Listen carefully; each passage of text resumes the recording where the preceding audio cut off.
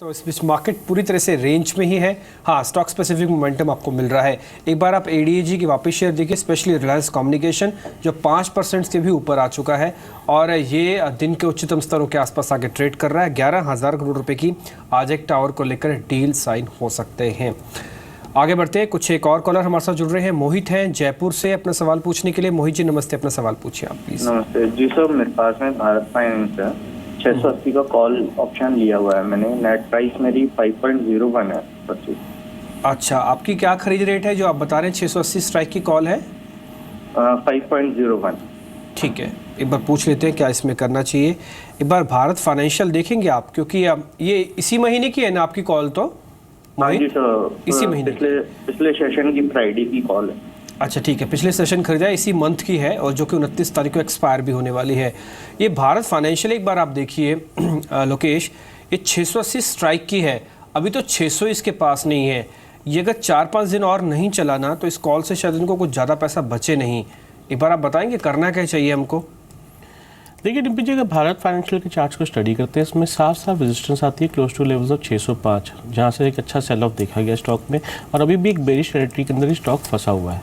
Sir आपको ये advice दी जाती है, if you see some kind of bounce close to levels of 595 600 अगर आता है तो अपनी कॉल से निकल जाइए और पुट में पोजीशन बना लीजिए, क्योंकि इसके जो ओवरऑल चार्ट्स हैं वो नेगेटिव है और साफ साफ इंडिकेट करते हैं that the stock has a further potential to retest the levels close to 560 and 555 on the down side. आपको सेल एंड राइज की नीति अपनानी चाहिए और अपने लॉसेस को मिनिमाइज कर देना चाहिए। चलिए, आपको रणनीति बताई गई है भारत फाइनेंशियल को लेकर भी। अब बातचीत करने के लिए हमारे साथ उमेश गुप्ता हैं, फतेहपुर से मौजूद हैं।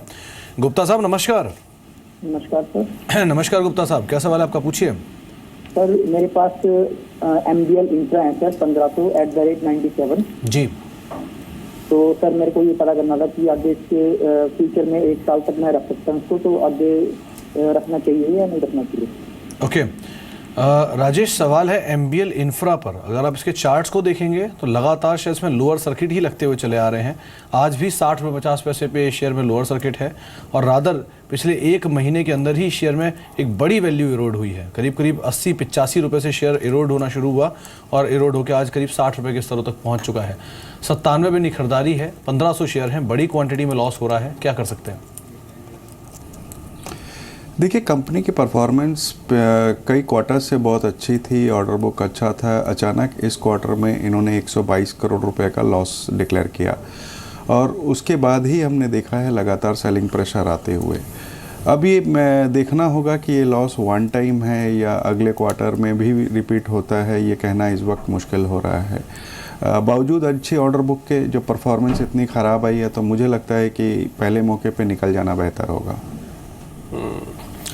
चलिए आगे बढ़ते हैं। इस बीच MMTC के भी चार्ट को एक बार आप देख लीजिए, क्योंकि MMTC और STC 2 ऐसे शेयर हैं जो कि आगे चल के टिल बजट तक हो सकता है एक अच्छा मोमेंटम दिखाएं। MMTC पिछले 2-3 दिन से चल भी रहा है। अब एक खबर ये भी है कि शायद इनके पास एक लॉट पड़ा है तूर दाल का, उड़द दाल का, उसके लिए बिड इनवाइट कर सकते हैं।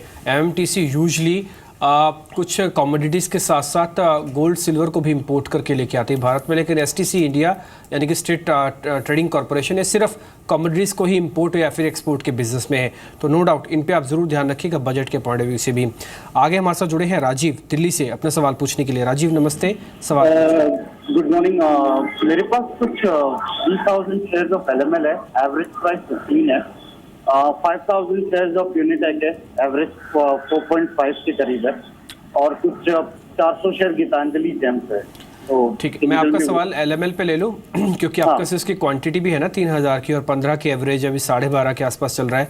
लोकेश, एक और चीज़ बताइए इसमें, क्योंकि अक्टूबर का जो रनअप था ना इसका वो बहुत स्ट्रॉन्ग था, 10 से 16 पहुंचा। ये प्राइस में आपको भले 6 रुपये दिख रहा हो लेकिन परसेंटेज में ये 60% था। क्या 60% तो नहीं, आप छोड़ दीजिए, क्या इनके रेट मिल जाएंगे 15 रुपये के? देखिए डिम्पी जी, अगर LML के चार्ट्स को स्टडी करते हैं फिर look at the daily and the weekly charts, वहाँ पे कहीं ना कहीं लगता है कि this is a weak formation on the stock. लेकिन इसके कहीं अगर हम मंथली और क्वार्टरली चार्ट्स को स्टडी करना शुरू करते हैं, कॉन्ट्रा बाय आ जाती है, इंडिकेट करता है कि वहाँ पे बुलिश पैटर्न बना हुआ है and if somebody has a horizon close to 6 to 9 months तो अपनी पोजीशन में बने रहे। तो अगर आपका 6 महीने से 9 महीने का होराइजन अपनी पोजीशन में बने रही है, आपको 18 रुपये से लेकर 20 रुपये का लक्ष्य ऊपर की तरफ मिल सकता है। जब इसमें ब्रेकआउट कन्फर्म होगा वो 15 रुपये के ऊपर ही कन्फर्म होगा। 15 रुपये क्रॉस करने के बाद आपको 18 से 20 रुपये का टारगेट ऊपर की तरफ मिल सकता है। इसको 6 से 9 महीने का टाइम लगेगा, आप तब चाहें तो अपने प्रॉफिट्स को बुक कर सकते हैं। तो आप अपनी पोजीशन को होल्ड कर लीजिए। जी। एलएमएल पे आपको राय दी गई है 12-13 रुपए के स्तर पे शेयर कामकाज कर रहा है। हमारे साथ सौरभ हैं जो कि औरंगाबाद से मौजूद हैं। सौरभ जी नमस्कार। नमस्ते सर। सर मेरे पास केएम है 9000 क्वांटिटी 22 रेट पे। आपने केएम शुगर की बात की? जी सर। आपने 22 रुपए के भाव पे खरीदारी कर रखी है? जी। ये खरीदारी कब की है सौरभ जी आपकी? मेरा 2 मंथ मेरा तो 2 महीने पहले की। अब आपका नजरिया क्या है इसमें? और 2-3 महीने होल्ड कर सकता हूँ। चलिए, राजेश, शुगर स्पेस इकलौता ऐसा स्पेस रहा है इस पूरे साल में जिसने एक जोरदार रिटर्न दिया है। बैंकिंग में 2 उतार चढ़ाव रहा, लेकिन शुगर इकलौता ऐसा शेयर था जो कि चले भी हैं और वहाँ पर रुके भी हुए हैं। बहुत ज़्यादा गिरावट में आई नहीं है अपनी ऊपरी स्तरों से।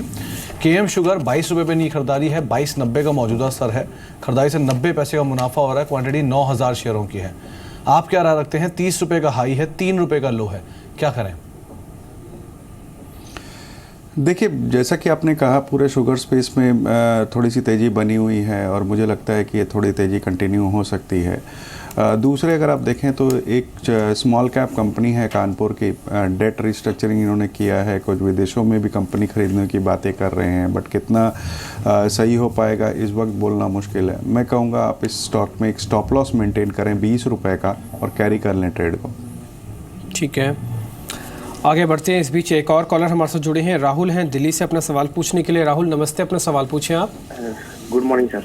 गुड मॉर्निंग, पूछिए हाँ सर। जी सर, मेरा पावर ग्रिड है 184 पे 50 अच्छा, है कितने आपके पास पावर ग्रिड? 50 शेयर्स है। 50 शेयर्स है। कुछ और शेयर्स आप बाय करना चाहते हैं इसमें? नहीं सर।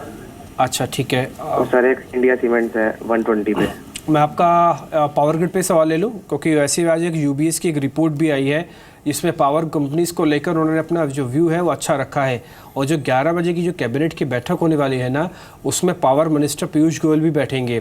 तो ये हो सकता है कुछ अनाउंसमेंट पावर सेक्टर से जुड़ा भी आ जाए। वैसे भी पावर कंपनीज़ के अंदर स्ट्रॉन्ग मोमेंटम तो है ही। एक बार राजेश आप बताएं इसके बारे में, पावर ग्रिड पे करना क्या चाहिए? क्योंकि जैसे हम पहले शुरुआत में भी ये कह चुके थे पीएफसी और पीटीसी को लेकर कि शायद इनके दिन अच्छे आने वाले हैं। अभी तक क्या हो रहा था कि जो रिस्ट्रक्चरिंग जो प्लान होना था वो हो रहा था, लेकिन फ्रूट खाने के दिन आने वाले हैं। इनके पास 50 शेयर हैं, हिम्मत करके कुछ एक और शेयर भी प्लस कर लें क्या? ये कर सकते हैं। मैं कहूँगा अगर नई इन्वेस्टमेंट करनी हो तो आरईसी वैल्यूएशन के लिहाज से ज़्यादा बेहतर पड़ता है। पावर ग्रिड भी वैसे ख़राब नहीं है, बने रहने की सलाह दूंगा। क्योंकि जैसे आपने कहा कि फ्रूट खाने के दिन अब आने वाले हैं, वाकई में बहुत दिनों के ख़राब परफॉर्मेंस के बाद अब पावर में थोड़ी सी अच्छी उम्मीद बन रही है। और power grid, PFC, REC, PTC, इस टाइप की जो कंपनियां हैं, ये मुझे लगता है कि जो पावर सेक्टर से जुड़ी हुई जो दिक्कतें हैं उससे अछूती है, वहाँ पे इनका कोई प्रभाव विशेष पड़ता नहीं है। बिल्कुल बने रहें स्टॉक में। वैल्यूएशन के लिहाज से भी ये कंपनियां लगातार 1 से भी कम प्राइस टू बुक वैल्यू में ट्रेड कर रही हैं, अच्छा डिविडेंड देती हैं, 8-10 के पी पे ट्रेड करती हैं। बिल्कुल बने रहने की सलाह रहेगी।